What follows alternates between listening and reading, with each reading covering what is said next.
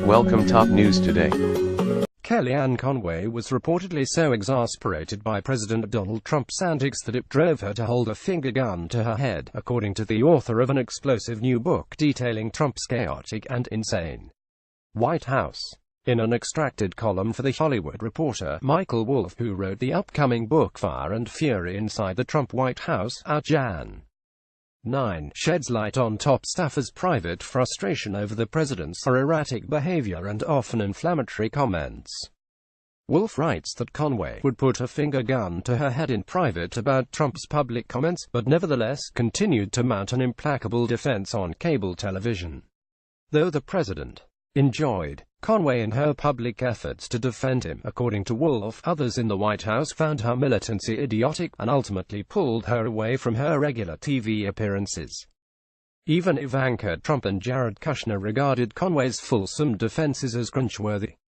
Wolff says, related story: Trump doesn't recognize old friends. Staffers call Ivanka his real wife. Tell-all book. And then there was Sean Spicer, the president's headline-making former press secretary, who discovered his new personal mantra after his very first briefing, when he was called to defend Trump's inaugural crowd numbers: "You can't make this SD up."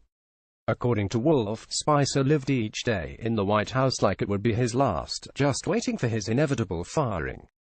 Spicer ended up resigning on July 21, after telling Trump he strongly disagreed with Anthony Scaramucci's recent appointment as communications director, The New York Times reported at the time.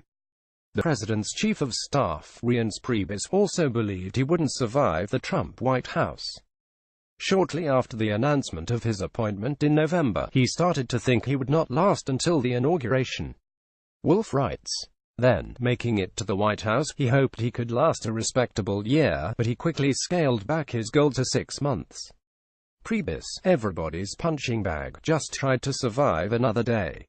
Wolff later added, related video: People writer Natasha Stoynoff breaks silence, accuses Donald Trump of sexual attack by the spring. The tension that marked Trump's White House from the start spilled over into the halls and the Oval Office, where staffers turned on each other in screaming fights. That's when Trump was not the one screaming himself. Wolff adds, indeed, it seems Trump's own frustrations topped even those of his tortured staffers. The president, Wolff says, veered between a kind of blissed-out pleasure of being in the Oval Office and a deep, childish frustration that he couldn't have what he wanted, be that a hamburger, a segment on Fox Friends, or an Oval Office photo op.